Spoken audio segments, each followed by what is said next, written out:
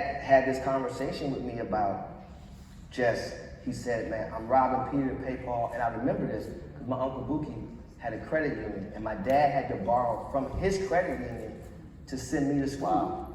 And so he was saying I'm robbing Peter to pay Paul for you to get this education. And this was your idea. You chose to go here, I didn't. And so you're gonna see this thing through, right? And my dad, he always had a stern conversation with anybody, whether he was a kid or not.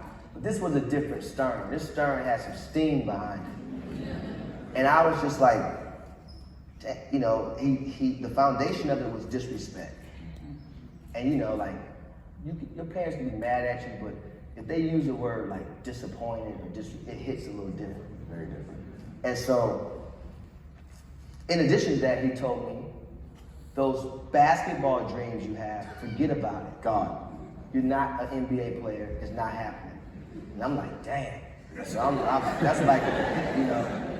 And so from there, you know, I came back this next semester, I had like a 3.7. I never looked back. But my dad never really, and in the book, there's a chapter, for those that didn't read it, when you do read it, there's a chapter called Know I Love You.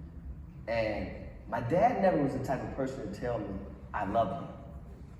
But he didn't need to because he showed me through that conversation. And that conversation, still to this day, I tell that story all the time because that conversation really changed the trajectory of me embracing the school and the curriculum, and I leaned into it. And I mean, he knew I wasn't done. I barely got B's when I was in school, so that was a thing. And so, yeah, it changed my life. What advice would you give to young people